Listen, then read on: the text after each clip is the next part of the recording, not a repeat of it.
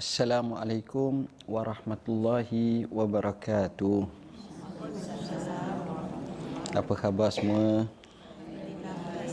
Daripada mana?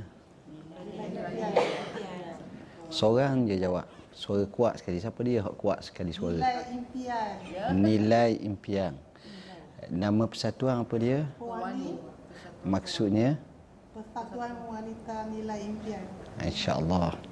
Saya ucapkan ahlan wa sahlan wa marhaban bikum kepada persatuan ini kerana sudi hadir dalam majlis cinta ilmu dalam bicara tasawuf pada petang yang mulia ini. Jadi semoga usaha seperti ini untuk memeriahkan majlis ilmu, saat yang sama untuk menambahkan maklumat ilmu dan juga mencari keredaan Allah akan kita teruskan dari semasa ke semasa sehingga kita mendapat keredaan Allah insya-Allah. Alhamdulillahi rabbil alamin. Wassalatu wassalamu ala asyrafil anbiya'i wal mursalin wa ala alihi wa ashabihi wastanna bi sunnatihi wahtada bi hadihi ila yaumiddin, amma ba'd. Sidang penonton yang dirahmati Allah, alhamdulillah, pada petang yang mulia ini, petang Sabtu, kita sekali lagi bersiaran secara langsung dalam cinta ilmu, dalam bicara tasawuf. Mudah-mudahan perbicaraan yang kita aturkan dalam mengupas isu daripada kitab Hikam karya Imam Ibn Atha'illah Sakandari akan memberi kefahaman kepada kita berkenaan dengan hal-hal berkaitan hati dan juga ma'rifatullah dan perkara yang membabitkan tazkiyatun nufus. Dan insya-Allah pada petang yang mulia ini kita mulakan dengan hikmah yang ke-181. Pengarang Ibn Atha'illah rahimahullahu ta'ala menyatakan, man uzina lahu fit ta'biri fuhimat fi masami'il khalqi ibaratuhu wa julliyat ilaihim isyaratuh. Maksudnya, siapa yang telah mendapat izin daripada Allah untuk mentadbirkan ibarat, maka segala ibaratnya dapat difahami oleh pendengarnya dan semua isyarat petunjuknya dan terang jelas bagi mereka. Tuan-tuan dan puan-puan yang dirahmati Allah, apa makna hikmah ini? Hikmah ini saya nak datangkan sebagai satu contoh dahulu.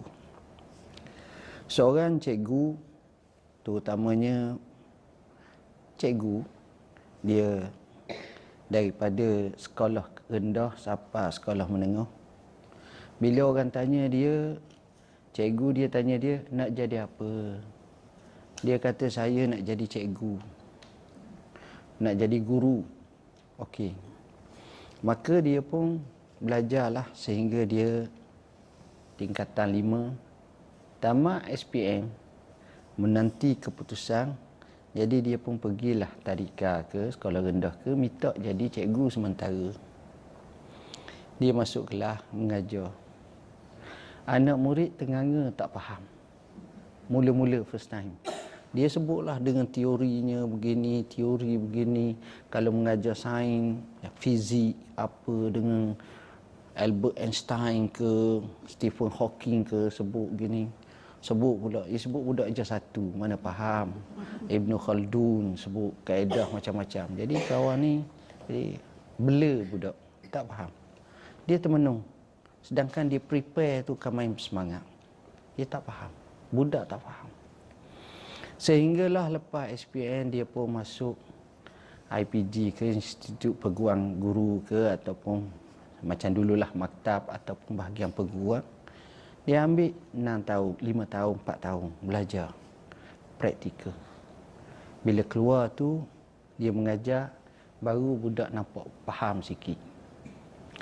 Selepas 30 tahun dia mengabdikan diri sebagai guru, mewakafkan masanya untuk berkhidmat sebagai guru dan sentiasa mengikut kursus. Pada masa itu bila dia mengajar, dia dianggap guru pakar. Dia tengok murid pun faham dah. Murid dengar dia buat satu jalan, satu penyelesaian, murid cepat faham. Dan murid ni selalu bercakap kepada abah dan mak dia, abah, kalau cikgu Aminah tu cakap memang kita faham. Kalau cikgu Abdul Samad ceramah tu memang kita nampak jelas je, mudah je. Yang lain kan main payah. Kenapa? Kerana cikgu yang kita cakapkan itu pada masa usianya 17 tahun, 18 tahun, ilmu maklumat ketika itu tak sama selepas 30 tahun dia bergelumang dengan kecikguan, keguruan tu. Tak sama. Dengan pengalaman, dengan ni, itu beza. Maka begitu juga dalam hikmah ini. Kadang-kadang kita tengok, bila ada orang tu nak bincang masalah tentang ilmu agama. Bila dia bincang tentang ilmu agama, dia ceramah. Ceramah punya ceramah, orang tak berapa nak faham. Ceramah dah dia. Kan main semangat. Qala Allah, qala Rasul. Firman Allah, sabda Rasulullah SAW sebut. Tapi orang tak faham. Kenapa? Kerana isunya di sini ialah dia belum lagi diizin dari segi takbir. Dari segi nak beri kefahaman tentang takbir ini belum lagi. Menyebabkan kadang-kadang kefahaman adalah amat kurang. Mereka macam seolah-olah tak faham. Ini masalah yang kadang-kadang kita perlu faham dengan sebaik mungkin. Seterusnya, apabila seseorang itu telah memahami dengan sebaiknya, dia belajar, dia beramal, dia menekuni ilmu dengan sebaiknya, akhirnya dia diberi kepahaman. Hari ini lain semangat, ceramah jadi lain. Jadi saya minta izin, saya nak minum air sekejap sikit.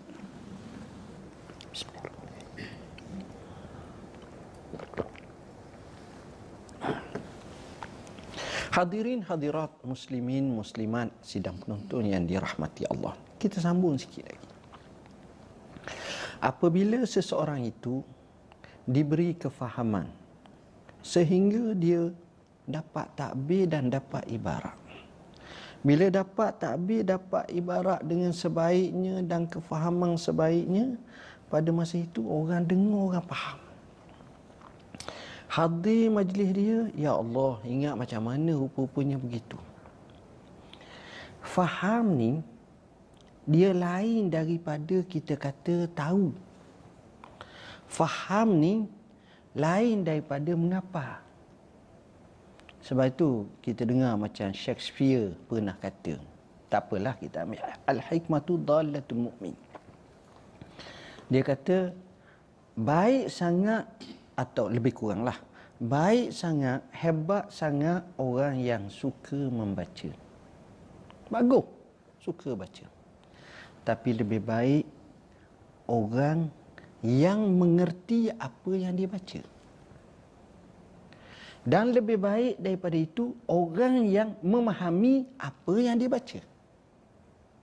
Dan lebih baik daripada itu, ini tambahan daripada kami lah, orang yang boleh menghayati dan mengamali apa yang dia baca. Kalau baik ikut dia buat, kalau larangan dia tinggalkan. Tengok. Martabat-martabat seperti ini kita nampak dia naik dari satu keadaan kepada satu keadaan. Pernah seorang ulama zaman dahulu yang terkenal, Hamdun Al-Qassar, cerita. Hamdun Al-Qassar ini pernah ditanya. Soalannya cukup mudah. Sebagai contoh, kenapa kita tengok tokoh-tokoh ulama di zaman dahulu, kenyataannya, ceramahannya, pengajarannya, taklimnya didapati begitu bermanfaat nak banding dengan kita.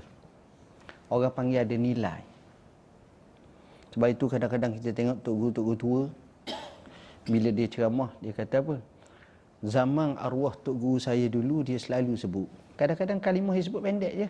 3 patah, 2 patah. Dalam majlis ni 2 patah, 3 patah, 5 patah. Dia tak ceramah 4 jam, 3 jam. Dah, pendek je. Tapi selalu disebut. Soalnya kenapa dulu cakapan mereka itu begitu bernilai.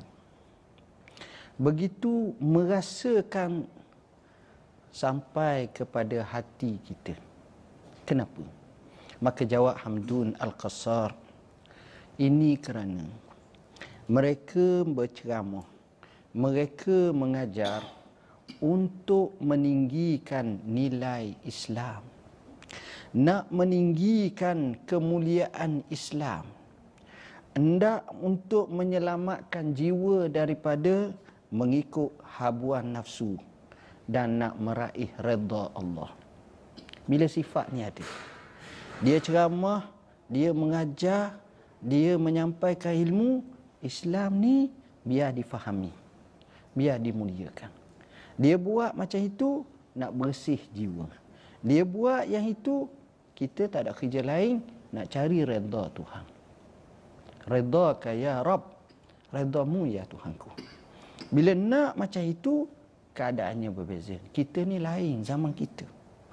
Zaman kita kadang-kadang, sebagaimana kata Hamdun Al-Qassar, kita ceramah ni kerana nak, orang kata, oh bijak syekh tu, alim dia, pandai dia, banyak maklumat dia, tahu semua dia. Dia tak macam tu. Begitu juga kadang-kadang habuan dunia lah nombor satu dalam kepala kita. Kita nampak berapa dapat, untung macam mana, ini bala. Dan kita nak jaga sangat penerimaan makhluk, bukan penerimaan Tuhan. Jadi jaga ni, cover line ni, cakap macam ni.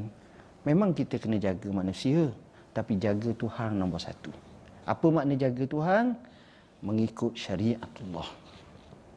Sebab itulah, kalau ini berlaku, maka cakapan tu akan orang rasa seronok untuk dengar. Ini hebatnya. Tuan-tuan tengok cakapan mereka ni, ramai suka dengar. Tuan-tuan baca sejarah Syekh Abdul Qadir Jailani.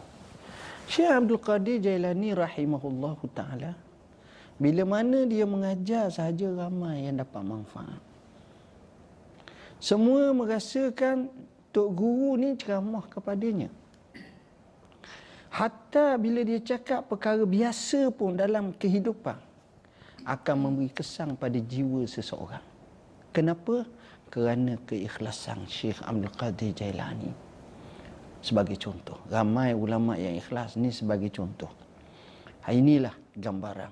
Sebab itu, tak kala dia diizinkan takbir, pada masa itu kita tengok dia jadi hebat. Ada ulama zaman dahulu, dia berceramah, dia bercakap, nampak penerimaan orang kurang kepadanya. Apa dia buat?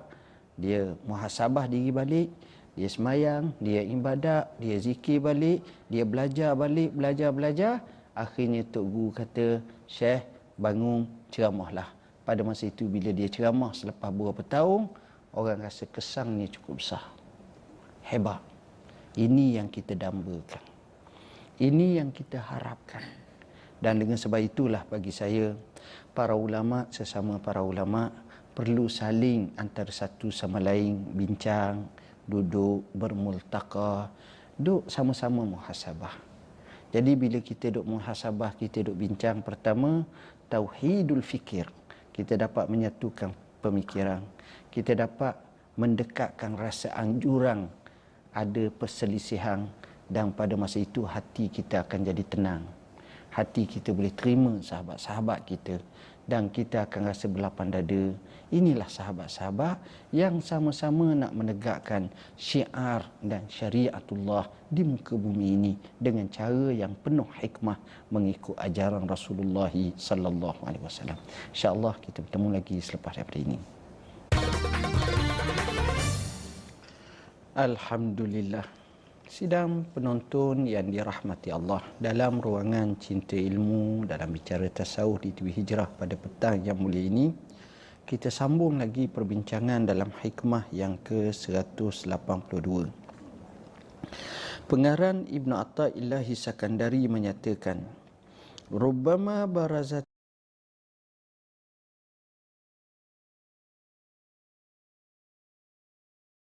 til haqaiku maksufatal anwar iza lam yu'zan laka fiha bil izhar. Ada kalanya ilmu hakikat itu kelihatan pudar cahayanya jika kamu belum mendapat izin untuk mengeluarkannya. Tuan-tuan dan puan-puan yang dirahmati Allah, ilmu ni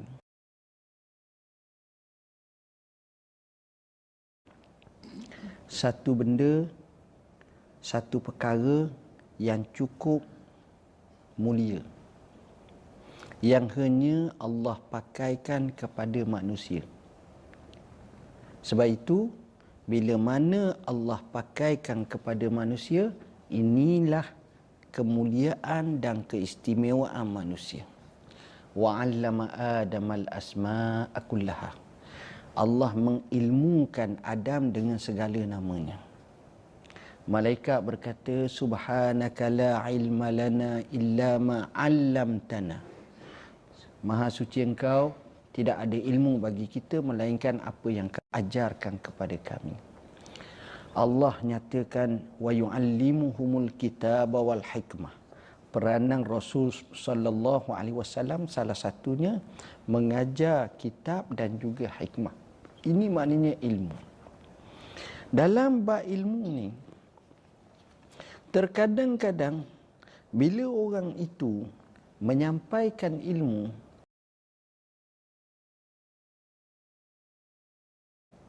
kadang-kadang orang rasa tak berapa nak faham. Kadang-kadang rasa macam banyak tertutup. Macam tak nampak. Macam tak jelas. Kenapa? Kerana ketika itu dia masih lagi belum diberi pengizinan untuk menzahirkan kefahaman tersebut. Menyebabkan orang tak berapa nak faham. Bukan dia salah. Dia sampai. Dia nyampaikan. Tapi mungkin kerana masalah-masalah tertentu, kerana keadaan dirinya, kerana gaya penyampaiannya, kerana maklumat orang yang hendak disampaikannya, menyebabkan terlalu banyak hadangan dan rintangan. Jadi akhirnya tak berapa nampak. Dia cakap benar, dia tak cakap tak benar. Ada tak tuan-tuan kita dengar orang tu ceramah, dia tak banyak buat joke, bergurau pun tak banyak, tapi audiens dia boleh terima semua. Ada orang tak, dia ceramah dengan begitu bersemangat, tapi orang biasa je. Ada. Sebab ceramahan ni sebagaimana yang kita telah bahaskan, dia bukan semata-mata berdasarkan ucapan. Sebab ilmu ni, selama mana orang itu ada hubungan dengan Tuhan, adanya rasa khasyatullah, takutkan Allah, dan diberi kefahaman, pada masa itu orang faham. Masya Allah. Inilah ilmu. Jadi ilmu ni pelik. Imam Syafi'i kata apa? Laisal ilmu binutqihi walakinnal ilma bifi'li. Ilmu bukan semata-mata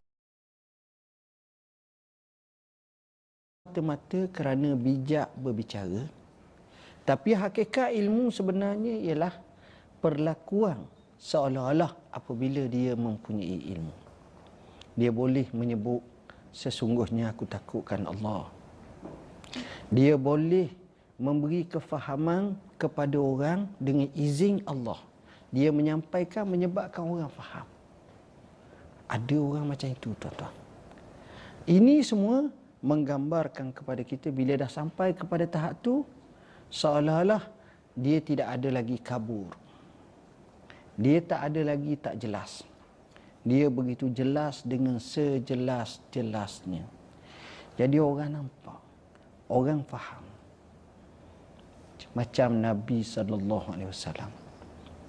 Dia ajar sahabat dia. Macam mana sahabat terima pengajaran Nabi? Bila Nabi sebut syurga, sahabat berebut nak masuk.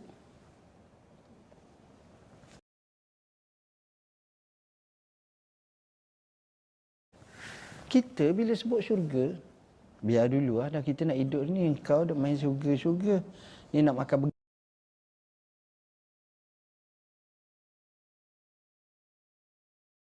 pula ni, nak minum air pula, macam-macam. Kita tak boleh lagi. Sebab hak tukang sebut pun, bila sebut syurga pun tak rasa apa, biasa je. Dah sebut syurga, Syekh. Nasuh sebut syurga, kita sebutlah syurga. Marilah kita pakat masuk syurga. Tapi PA perangai tak menuju ke arah tu. Tak ada nak menunjukkan kita nak masuk syurga. Ini perangai. Nabi tidak. Tuan-tuan tengok, bayangkan seorang sahabat datang, ya Rasulullah, apa yang menghalangkanku dengan syurga? Nabi kata tak ada. Kecuali mati syahid fi sabilillah. Macam kisah dalam perang Badar. Dia kata kalau begitu saya ya Rasulullah. Seperti mana cerita tentang Umair ibn Al-Humam. Kita baca sejarah Amru ibn Jumuh. Kakinya pincang. Nak pergi perang dalam perang Uhud. Anak-anaknya tak mau bagi kat dia. Dia pergi mengadu kat Rasulullah SAW. Dengan menyatakan, ya Rasulullah, boleh tak aku nak heretkan kakiku ini berjalan dalam syurga Allah Ta'ala. Sebab dia nampak. Sebab dia faham. Sebab Nabi cakap macam itu. Ini semua kerana apa? Kerana kejelasan kefahaman yang Rasulullah sallallahu alaihi wasallam cuba tebarkan kepada umatnya. Jadi bila keadaan macam ini orang nampak betul-betul real. Seorang sahabat tanya Nabi, ya Rasulullah, macam mana hakikat iman sebenar? Hakikat iman sebenar? Nabi tanya. Nabi kata, kau beriman? Beriman, kata dia. Nabi kata, inna likulli syai'in haqiqah, fama haqiqatu imanika. Setiap sesuatu itu ada hakikat. Maka apa itu hakikat iman kamu? Dia kata, aku seolah-olah merasakan bahawa arasy Tuhanku berada di hadapanku. Terpampar. Dan aku merasakan maut sedang menyambarku dari arah belakangku. Dan aku merasakan di kananku syurga. Aku merasakan di kiriku neraka. Dan aku merasakan aku berada di titian sirat. Satu gambaran yang terlalu fantasi yang tak boleh tengok di muka bumi ni. Bukan macam kita duduk atas jalan raya, atas lebuh raya, atas highway, duduk sebut gini-gini, biasa tak. Bila duduk dalam keadaan macam itu, macam mana rasaan? Maka Nabi kata, laqad arafta falzam. Sebenarnya kamu telah makrifah dan tahu, maka iltizamlah. Pegang betul-betul. Tengok kefahaman. Dia faham. Ini yang sepatutnya. Jadi orang macam ini dia tak kabur. Dia tak kabur. Dia faham betul-betul. Sebab apa? Tidak ada maksufatul anwar. Tidak ada kekaburan atau kita kata gerhana kepada cahaya. Dia terang betul-betul. Dia nampak betul-betul. Dan dia boleh rasa, dia boleh kecap, dia boleh hadapi dan dia boleh rasa bahagia dengan sebahagianya. Ni hidup bahagia. Kita duduk sebut sekarang ni hidup bahagia tuan-tuan. Macam mana nak bahagia? Banyak orang kemukakan teori hak ni kata bahagia dengan kaya, dengan pakat besar, dengan senang, dengan ada jawatan, dengan tak ada hutang, dengan bergiang. Dia duk baca satu-satu. Tapi kita jangan lupa, bahagia sebenar yang membahagiakan kita, yang beri bahagia pada kita ialah Tuhan kita, Rabb al-Alamin.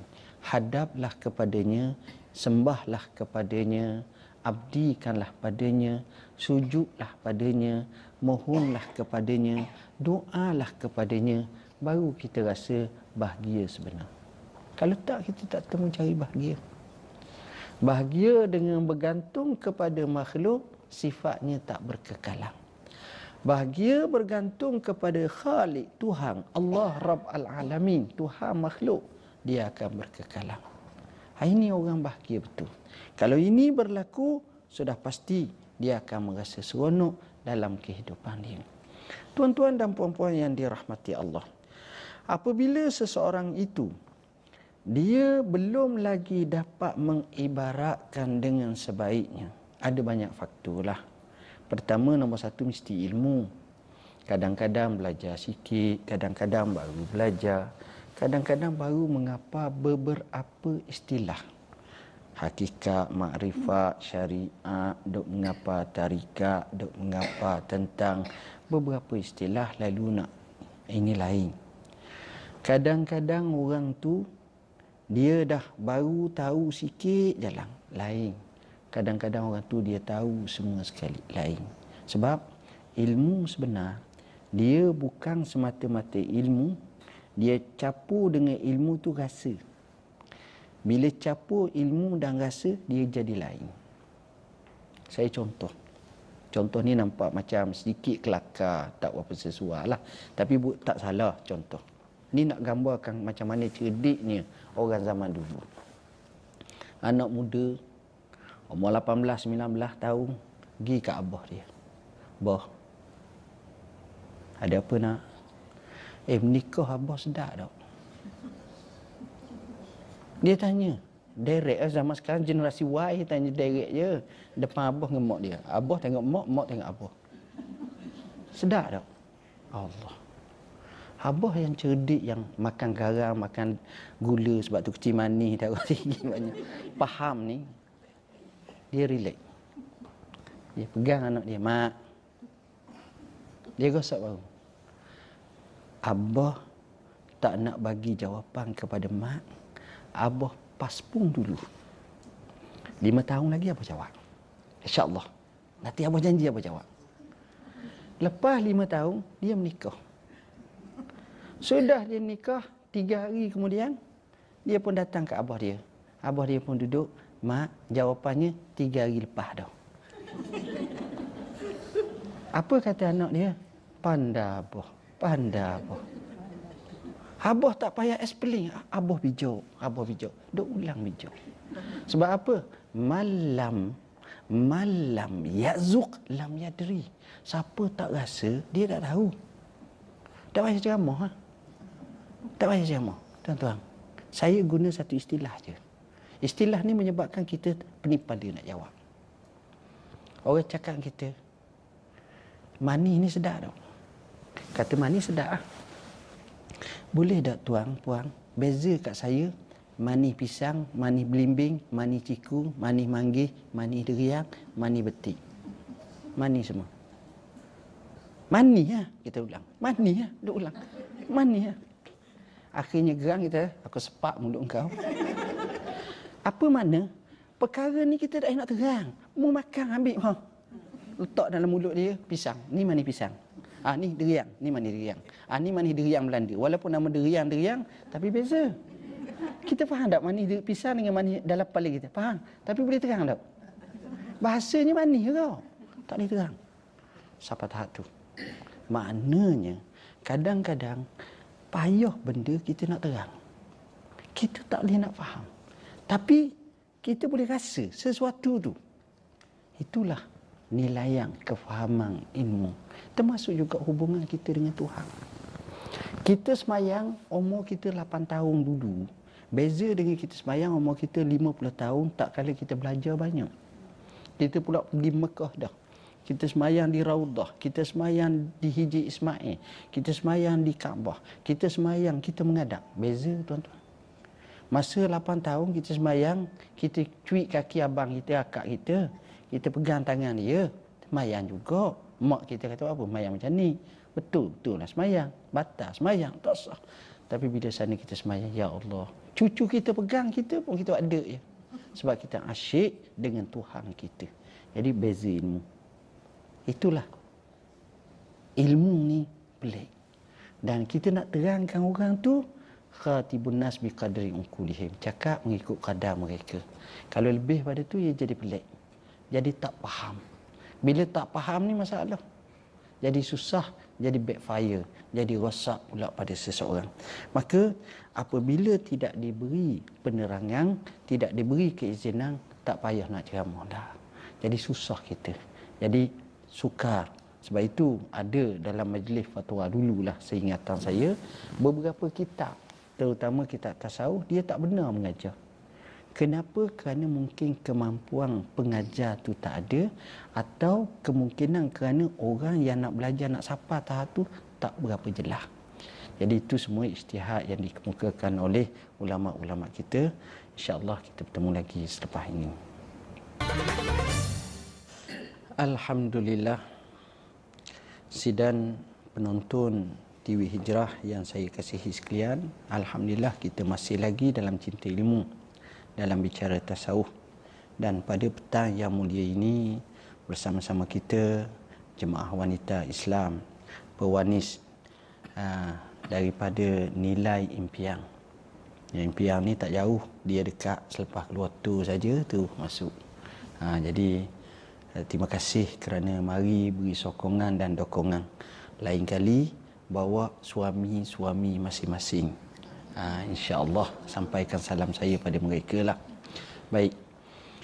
Alhamdulillah, pada segmen yang ketiga ini biasanya dulu dan banyak kali kita telah bincang tokoh-tokoh. Saya nak bincang banyak tokoh, tapi kadang-kadang masa tak sempat dengan pelbagai, tapi kita akan cuba satu persatu.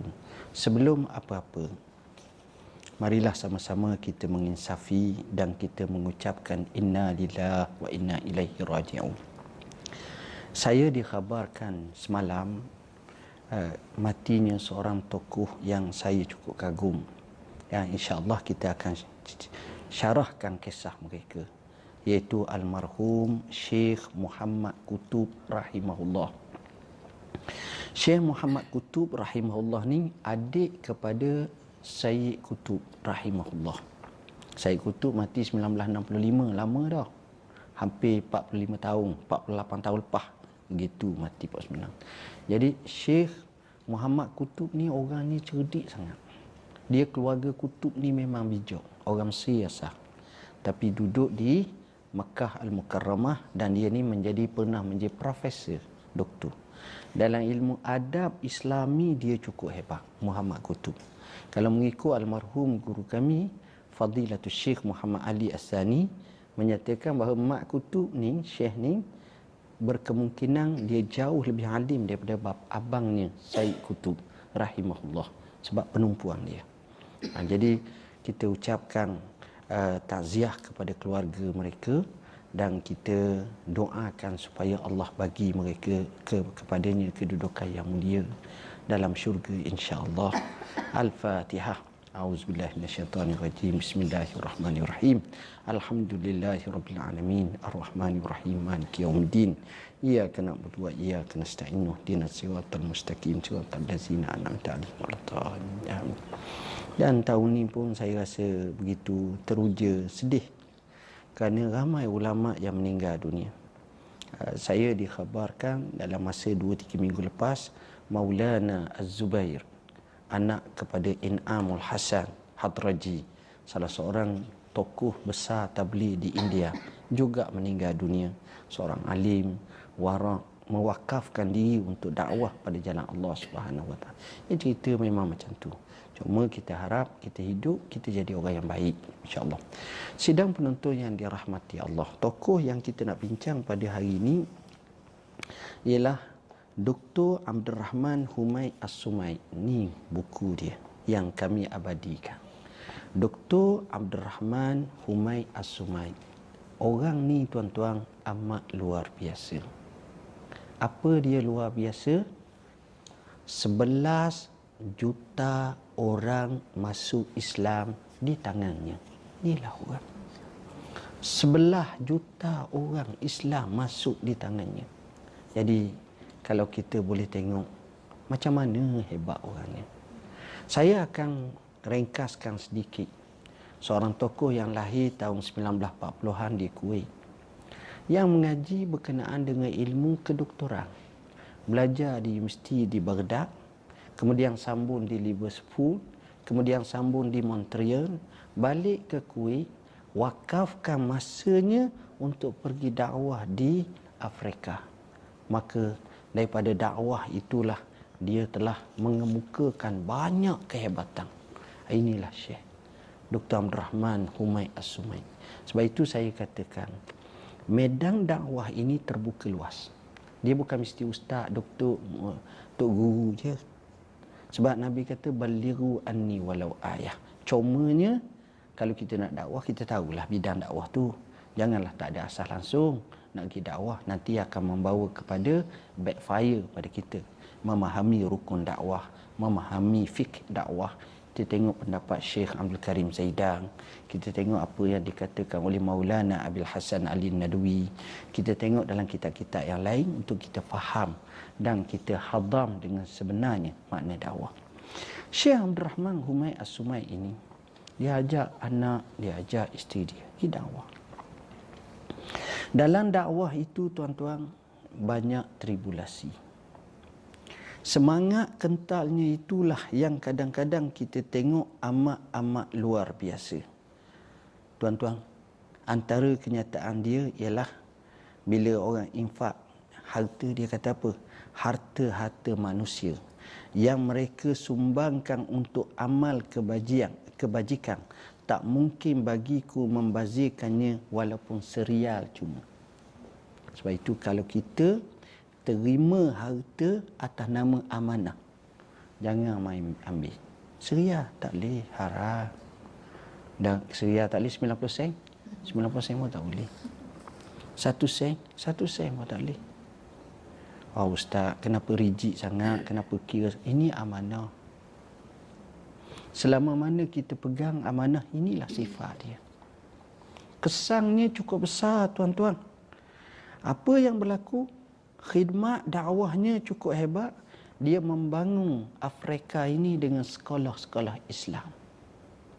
Dia telah menyebabkan ramai, lebih daripada 500,000 rakyat anak-anak Afrika itu diberi pendidikan. Dia bina ratusan ma'had tahfiz. Dia bina hampir 15,000 telaga-telaga air.